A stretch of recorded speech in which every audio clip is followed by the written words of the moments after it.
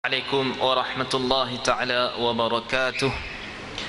إن الحمد لله نحمده ونستعينه ونستغفره ونعوذ بالله من شرور أنفسنا ومن سيئات أعمالنا.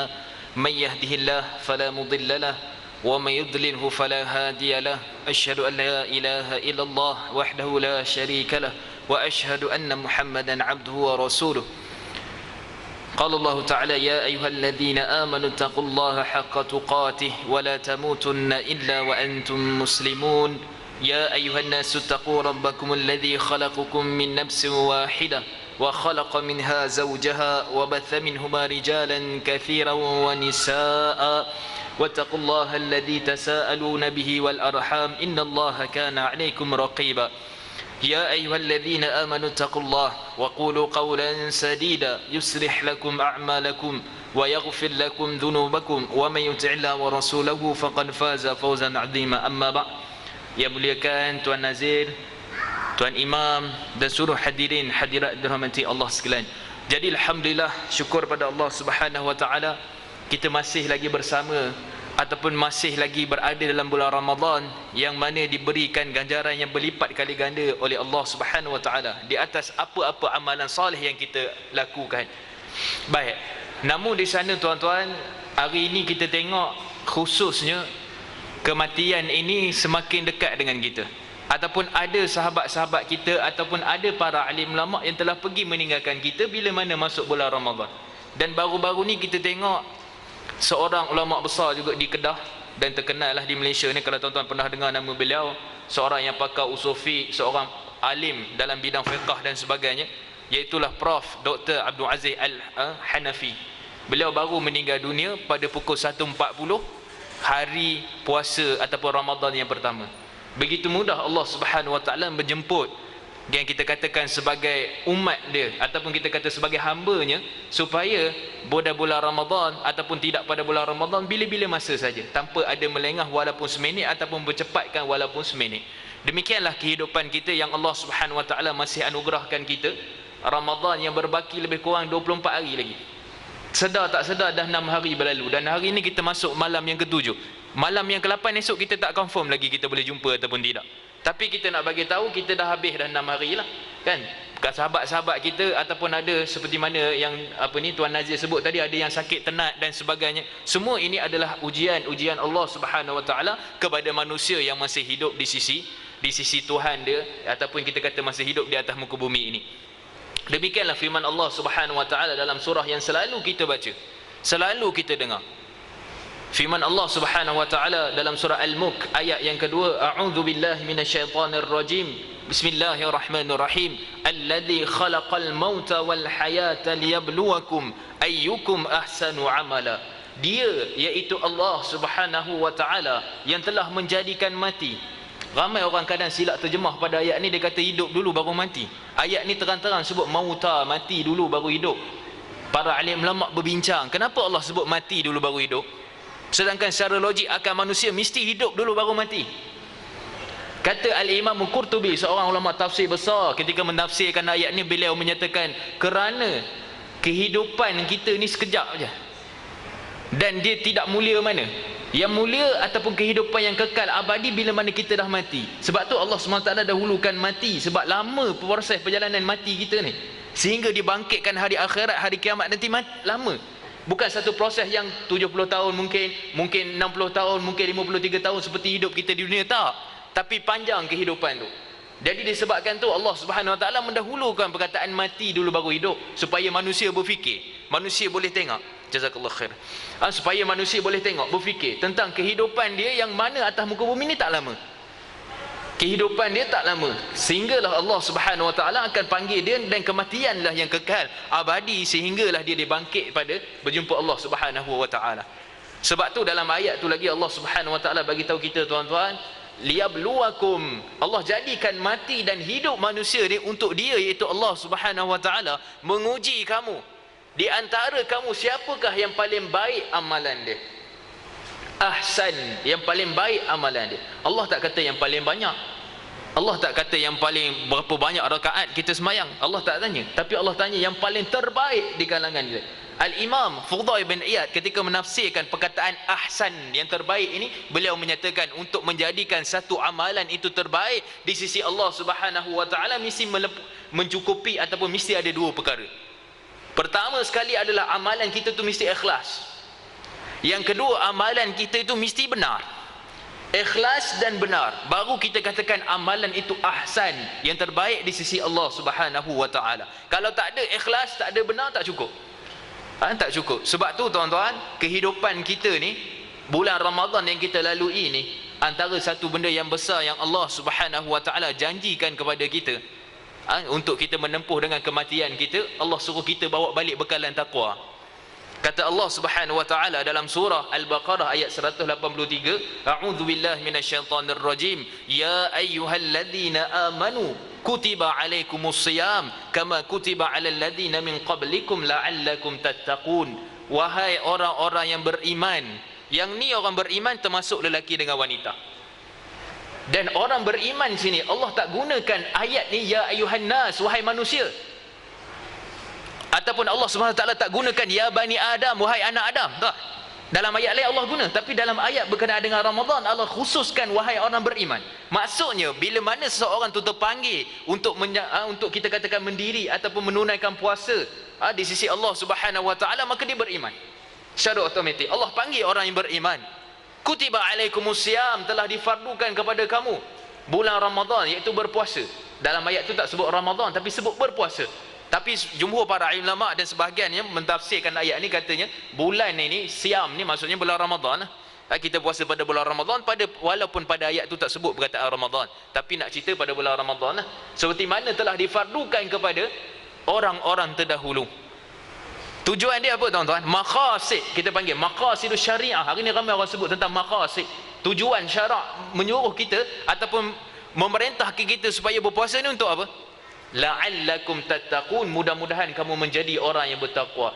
Mudah-mudahan kamu menjadi orang bertakwa ni tuan-tuan, dalam bahasa Arab dia ada satu perkataan dipanggil la'alla. Dan dalam ayat tu sebut la'allakum, tapi la'alla dia merupakan, dalam kita tengok dalam bahasa Arab, dia perkataan taraji. Taraji ni bermaksud satu benda, harapan ataupun cita-cita yang tidak mustahil yang boleh dapat dicapai oleh hamba Allah Subhanahu Wa Taala yang melalui bulan Ramadan. Kalau dia tu tak dapat capai, masalah. Sebab dalam ayat ni sebut la'alla, Allah tak sebut laita. Kalau Allah sebut laita ni, dia satu benda yang payah kita nak capai. Contoh, aku bercita-cita untuk kembali ke zaman remaja, takkan mungkin dapat capai. Tapi bila Allah SWT sebut la'allakum, mudah-mudahan kamu bertakwa, kamu pasti akan dapat, sepatutnya lah. Tapi kalau kita tak dapat, rugilah. Sebab tu dalam hadis riwayat Ibn Khuzaimah, hadis yang sahih, Nabi SAW ketika mana Jibril, Nabi naik tangga-tangga tu, kemudian Nabi SAW ataupun Jibril menyatakan kepada dia, ya Rasulullah, ataupun wahai Nabi, katakanlah amin, ucapkanlah amin. Sebab apa? Man adraka Ramadan thumma kharaj falam yughfalah. Siapa yang dapat bulan Ramadan, masuk pada bulan Ramadan, iaitu manusia ataupun hamba Allah, berada pada bulan Ramadan, masuk dalam bulan Ramadan, tetapi bila keluar pada bulan Ramadan, dia tidak diampunkan dosa dia. Sedangkan matlamat yang utama tadi kita sebut apa tuan-tuan? Takwa. Patut dia dapat perkataan takwa, dan dapat takwa itu sendiri di sisi diri dia sendiri dan kehidupan dia sehingga mana dia meninggal dunia nanti. Sebab tu tuan-tuan, hari ini saya nak pecahkan kepada dua yang biasa kadang-kadang orang tumpu kepada ibadah tapi lupa kepada manusia. Saya nak pergi dulu pertama, yang konsep ini kita panggil dalam Islam dipanggil sebagai ihsan. Ihsan ni kita boleh terjemah macam-macam. Ada ihsan ni disebut sebagai muqarabah, iaitulah kita berbuat baik, mendekatkan diri kepada Allah. Seperti mana dalam hadis Nabi SAW, hadis sahih riwayat Imam Muslim, hadis Jibril yang terkenal, an ta'budallaha ka'annaka tarahu fa illam yakun tarahu fa innahu yarak. Kamu menyembah Allah seolah-olah kamu melihat Allah. Jika kamu tidak mampu untuk melihat Allah Subhanahu Wa Taala, tidak dapat merasakannya, rasakanlah seolah-olah Allah sedang melihat kamu. Yang ini dipanggil ihsan dengan Allah Subhanahu Wa Taala. Jadi dalam bulan Ramadan, setakat mana kita berbuat baik, setakat mana ihsan kita dengan Allah Subhanahu Wa Taala. Dalam bab doa kita semacam mana tuan-tuan? Sedangkan Allah Subhanahu Wa Taala bagi tahu kepada kita, wa idza sa'alaka ibadi anni fa inni qarib. Katakanlah wahai Muhammad kepada hamba-hambaku, jika mana dia bertanya tentang aku, di manakah aku, katakanlah aku ni dekat. Dekat apa tuan-tuan? Untuk mengampunkan ataupun untuk memakbulkan doa-doa yang dipohon oleh umat-umat ataupun dipohon oleh hamba-hamba Allah Subhanahu wa taala. Sebab tu dalam hadis yang sahih juga Nabi sallallahu alaihi wasallam bagi tahu kepada kita, thalathun la tarad da'watahum. 3 golongan yang mana bila dia berdoa dia tidak akan ditolak doa dia. Pertama sekali, da'watul madlum, orang yang dizalimi. Tuan-tuan hati-hati kalau ada mungkin terzalim orang dan sebagainya, sebab doa orang yang seperti ini adalah mustajab di sisi Allah Subhanahu wa taala. Itu yang pertama. Yang kedua, dakwah adalah da'watus saim, orang yang berpuasa. Sebab tu tuan-tuan, dekat kita nak berbuka puasa ataupun kita sahur tu, peruntukkan beberapa minit untuk kita berdoa kepada Allah Subhanahu wa taala. Ramai orang hari ni bila dia doa dia minta apa tuan-tuan? Minta nak kaya, minta anak lulus SPM, minta macam-macam doa dia. Tapi jarang untuk dia minta supaya dia diberikan hidayah dan tetap dan sabat di atas agama Islam dan memperjuangkan Islam. Jarang orang minta. Yang orang minta apa tuan-tuan? Harta, pangkat dan sebagainya. Tapi untuk minta supaya hati dia tetap di dalam Islam, kurang orang minta. Bulan Ramadan ni kena minta banyak-banyak tuan-tuan. Sebab dia antara termasuk dalam doa yang Allah Subhanahu wa taala tidak akan tolak. Yang ketiga adalah doa ketika mana sebahagian riwayat menyebut orang yang musafir. Orang musafir tuan-tuan tahu dia balik ke Kedah, balik ke kampung, jangan lupa doakan saya. Minta dia doakan kerana orang ni dalam keadaan susah. Safir ataupun musafir ini qat'u minal adab, dia susah payah. Maka bila dia dalam keadaan susah payah, bila dia doa kepada Allah Subhanahu wa taala, mudah-mudahan doa dia makbul, kita minta dia doa kepada kita. Tapi nak cerita daripada hadis tu adalah berkenaan dengan orang yang berpuasa, jangan lupa doa kita. Kemudian yang kedua adalah taubat kita kepada Allah Subhanahu wa taala, bukan taubat. Ada orang kata taubat tak? Taubat kita kepada Allah Subhanahu wa taala. Berapa ramai hari ni tuan-tuan orang yang berpuasa tapi tak solat. Berpuasa tapi tak solat. Sedangkan kita tahu seperti mana hadis diriwayatkan oleh Abdullah bin Umar, hadis sahih riwayat Bukhari dan Muslim, menceritakan bunyal Islamu ala khams, telah didirikan Islam di atas 5 perkara. Dan bila disebut 5 perkara, dia ada susunan dia. Dia bukan terus kita pergi ambil puasa tak. Dia mesti ambil dulu pertama mengucap 2 kalimah syahadah, yang kedua kita menunaikan solat. Sebab tu dalam hadis Nabi sallallahu alaihi wasallam, hadis sahih riwayat Imam Bukhari, Nabi sallallahu alaihi wasallam bagi tahu kepada kita, man taraka salatal asri faqad habita amaluh. Siapa yang meninggalkan satu daripada solat asar, maka telah terhapuslah segala amalan dia. Para alim ulama bila bincang tentang hadis ni, mereka menyatakan kalau dia puasa ke, kalau dia berinfak ke, kalau dia pergi haji ke, pergi apa benda pun, pahala dia terhapus disebabkan dia meninggal satu daripada waktu solat yang telah luput ataupun ditinggalkan. Itu yang pertama, hadis daripada Nabi sallallahu alaihi wasallam. Hadis yang kedua daripada hadis sahih riwayat Imam Muslim, sesungguhnya beza antara seseorang yang beriman dan seorang yang syirik ataupun kufur adalah meninggalkan solat. Dalam hadis sahih riwayat Imam Tirmizi, Nabi SAW bagi tahu perkara yang pertama sekali yang akan dihisap di hari akhirat apa dia tuan-tuan? Solat. Tapi ramai kita daripada kecil kita dengar ni, perkara pertama yang akan dihisap ni solat. Tapi kita buat kadang-kadang tu, sahabat-sahabat kita lah, kita alhamdulillah mungkin dah baik dah, datang masjid, pergi masjid, pergi surau, alhamdulillah. Tapi yang ni sahabat-sahabat kita kena terangkan kepada mereka, mereka berpuasa tu lapar dan dahaga je, tak dapat apa pun. Dalam hadis surah Imam Tirmizi, Nabi sallallahu alaihi wasallam bagi tahu kita, rubba lisaim laisa lahu illa ju' wa 'atash. Mungkin seorang itu puasa tapi dia tak dapat apa melainkan lapar dengan dahaga je. Sebab dia apa tuan-tuan? Tinggalkan solat, buat maksiat dan sebagainya. Sebab tu penting masuk bulan Ramadan, kalau di sana sini ada solat yang kita tidak tunaikan, ada di sana kita tinggal dan sebagainya, bagi tahu kepada kawan-kawan kita, bagi tahu kepada anak-anak kita, saudara mara kita, adik-beradik kita, bagi tahu kepada mereka kalau kita berpuasa, kemungkinan besar puasa kita tidak diterima oleh Allah Subhanahu wa taala. Ini disebut oleh jumhur para alim ulama, kalau puasa tapi tak solat. Kata seorang ulama besar di Azhar Mesir tuan-tuan, Syekh Atiyah Saqar rahimahullah, beliau menyatakan ada beza antara satu amalan itu sah dan satu amalan itu diterima oleh Allah Subhanahu wa taala. Untuk menjadikan satu amalan itu sah, cukup rukun, cukup syarat sah. Cukup syarat-syarat sebelum solat, cukup rukun solat sah. Tapi adakah diterima oleh Allah Subhanahu wa taala? Belum tentu. Puasa, kita berpuasa, bangun sahur, kita niat dan sebagainya, kemudian tak solat. Subuh entah ke mana, zuhur entah ke mana, asar entah ke mana, maghrib, isyak entah ke mana, tahu-tahu tarawih muncul. Ada. Ataupun dekat berbuka puasa, rupanya buka puasa kat masjid. Contohlah, kan? Ini bukan kita nak condemn orang, nanti kita nak bagi tahu nanti ihsan kita dengan manusia pula. Tapi nak bagi tahu perkara ni penting. Kata Syekh Atiyah Saqar, mungkin puasa dia tidak diterima oleh Allah Subhanahu Wa Taala. Sah puasa dia. Di sisi hukum syarak sah. Tapi adakah mungkin pahala diterima oleh Allah Subhanahu Wa Taala? Kalau ditinggalkan solat, kemungkinan besar dia tidak diterima oleh Allah Subhanahu Wa Taala. Sebab tu tuan-tuan, masuk bulan Ramadan bukan bulan puasa. Bulan untuk kita bertaubat juga daripada dosa-dosa kita, lebih-lebih lagi lah meninggalkan solat dan sebagainya. Pesan kepada sahabat-sahabat handai kita dan sebagainya. Sebab apa tuan-tuan? Boleh efek ataupun boleh beri kesan kepada puasa dia dapat lapar dan harga je. Bukan kita suruh dia berbuka tak, tapi sia-sia puasa dia tu. Jadi kita nak bagi tahu apa kat dia? Solat, kena solat. Untuk tidak mensia-siakan pahala puasa dia tu, dia kena solat. Sebab tu tuan-tuan, yang ni bukan dengan manusia, tapi ihsan, berbuat baik kita dengan Allah Subhanahu Wa Taala. Benda-benda ni sangat penting supaya kita tengok, perhatikan, sebab dia melibatkan amalan-amalan kita, bimbang dia tidak diterima oleh Allah Subhanahu Wa Taala. Baik, kemudian yang saya nak sebutkan juga di sini adalah berkenaan dengan ihsan, juga adalah berkenaan dengan sedekah dan sebagainya yang kita lakukan. Sedekah ni tuan-tuan bukan dengan duit je, apa-apa sajalah yang kita mampu dengan sedekah dan sebagainya. Maka ihsan dengan Allah Subhanahu Wa Taala, selain daripada kita berpuasa, selain daripada kita baca Quran, selain daripada kita buat apa tuan-tuan, berzikir dan sebagainya bulan Ramadan, perbaiki ataupun niat dalam diri kita untuk bertaubat kepada Allah Subhanahu Wa Taala. Mungkin seseorang tu rasa macam dia tak ada buat dosa hari ni. Dia start daripada subuh tadi, kemudian zuhur, asar, rasa macam tak ada buat dosa. Jangan rasa-rasa tuan-tuan, istighfar juga.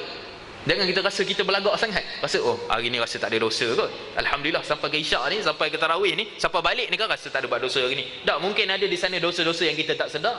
Mungkin kita sakitkan hati orang, mungkin masalah-masalah tertentu ataupun dosa-dosa tersembunyi. Jadi istighfar sentiasa kepada Allah Subhanahu Wa Taala, lebih-lebih dari bulan Ramadan. Bukan saja bulan Ramadan tuan-tuan, bulan-bulan yang akan datang atau bulan sebelum Ramadan pun kita kena istighfar. Selebihnya lebih-lebih lagi bulan Ramadan, kerana Allah Subhanahu Wa Taala mustajabkan doa-doa orang yang berpuasa. Baik, itu ihsan dari sudut kita dengan Allah Subhanahu Wa Taala. Kemudian ihsan dari sudut kita dengan manusia. Dalam erti kata mudah tuan-tuan, macam mana ihsan ataupun buat baik dengan manusia ataupun buat baik dengan Allah Subhanahu Wa Taala. Ramai orang ini dia cuba untuk kejar saf pertama. Solat tarawih, solat isyak, cuba untuk kejar saf pertama. Satu amalan yang baik. Tapi dia lupa dekat luar dia parking kereta, orang payah nak lalu. Orang payah nak lalu, orang makin hamun dia. Apa benda lah parking kereta, tapi dia saf pertama. Dia rasa Allah tu berada dalam masjid, tapi tak ada dekat luar tengok amalan perbuatan dia. Nampak? Ini amalan yang kadang-kadang manusia rasa dia ada Tuhan, ada Allah Subhanahu Wa Taala, tapi dalam masjid. Luar dia tak kisah. Orang nak makin hamun ke, orang nak apa semua, yang penting aku parking cepat-cepat dapat saf pertama. Yang ni tuan-tuan kena jaga. Sebab saya dah banyak pergi beberapa masjid tuan-tuan, ada orang kalau parking kereta masalah. Kereta boleh masuk 5 biji lagi, tak boleh masuk. Sebab apa? Parking tu buat macam parking sendiri lah. Bagi renggang, ramai mungkin kereta tu sikit je jarak dia kan, nak masuk, tapi tak boleh masuk. Jadi benda-benda macam ni boleh menghilangkan pahala amalan kita. Sebab tu Nabi SAW bagi tahu kepada kita bahawa amalan-amalan kita ni adalah hadis sahih riwayat Imam Bukhari, man lam yada' qawlu zur, siapa yang tidak meninggalkan perkataan yang buruk, wa amala bih, dan amalan-amalan yang keji, yang buruk lah, boleh buat manusia sakit hati, boleh buat manusia marah dan sebagainya, falaysa lillahi hajatun an yada'a ta'amahu wa syarabah, tidaklah Allah Subhanahu Wa Taala berhajat kepada puasa dia walaupun dia meninggalkan lapar dan dahaga. Sebab tu tuan-tuan, antara benda yang penting lagi kita jagalah kehidupan kita, lebih lagi bulan Ramadan dan sebagainya lah, tak kisahlah terus bulan-bulan yang akan datang ni, supaya apa? Supaya kita baik dengan Allah Subhanahu Wa Taala, jangan lupa baik dengan manusia juga. Kadang-kadang orang pergi haji, kita sian tengok tuan-tuan, dia rasa dia doa, dia zikir dengan Allah je, tapi kawan dia sebelah pensan, lapar, tak makan apa semua, dia tak ambil peduli. Dia rasa makbul haji dia tu dengan sebab dia doa dengan zikir je. Dia tak rasa makbulnya haji dia tu dengan sebab dia tolong orang. Sebab tu bila mana Islam, konsep yang Islam bawa bukan hanya sekadar ibadah saja dah, tapi hubungan juga dengan manusia. Sebab tu dalam konsep taubat tuan-tuan kepada Allah Subhanahu Wa Taala, cukup dengan 3 syarat. Kita tinggal, kita menyesal, kita berazam untuk tidak ulang. Tapi kalau kita buat salah dengan manusia, cukup ke dengan 3 ni? Tak cukup, kena tambah yang keempat. Kata Imam Nawawi rahimahullah, kena tambah yang keempat, iaitulah kena minta maaf. Kalau tak cukup tuan-tuan. Sia-sia taubat kita dengan Allah, tapi dengan manusia kita tak settle lagi. Sebab tu penting ihsan kita dengan Allah Subhanahu Wa Taala, ihsan kita dengan manusia. Begitu juga tuan-tuan, hari ini kita makanan banyak. Tengok-tengok, baca-baca, tengok-tengok, lebih kurang bulan Ramadan ni lebih kurang 1,000 tan umat Islam membazir makanan, tuan-tuan. Yang mana boleh bagi kepada 17 juta orang lagi, dengan sebab kita membazir makanan kita. Makanan di masjid, kalau tak membazir, alhamdulillah, kita cukup-cukup untuk kita makan dan sebagainya, sekadarnya, ala kadar.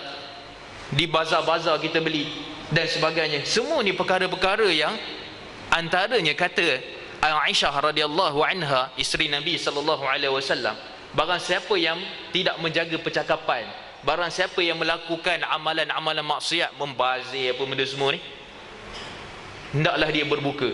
Teruk, tuan-tuan. Sebab apa? Islam ambil benda ni bukan hanya sekadar kita puasa lapar dengan dahaga, tapi puasa kita tu mesti jaga benda-benda lain juga.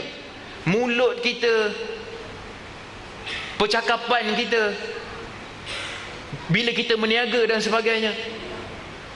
Meniaga, alhamdulillah, pasal bazar Ramadan memang alhamdulillah rezeki banyak orang meniaga ni, tuan-tuan.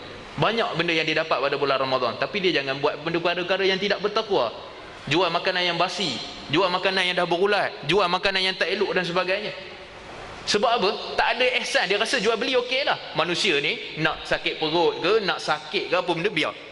Yang ni tak ada ihsan dengan Allah Subhanahu Wa Taala. Sebab tu akhir ayat tu Allah Subhanahu Wa Taala sebut apa, tuan-tuan? La'allakum tattaqun. Bukan sebab puasa, bukan sebab tinggal lapar, sebab tinggal dahaga, tetapi dengan sebab peniaga juga kena bertakwa. Nak parking kereta juga kena bertakwa. Nak buat apa-apa saja benda pun kena bertakwa.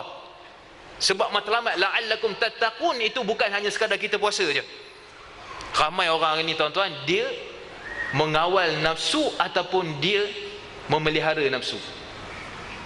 Kalau dia kawal, okey, tapi pelihara ni sekejap sampai pukul 7, tengok jam pukul 7. 7 suku. Pukul okey, azan, pum, habis dia bedal semua sekali.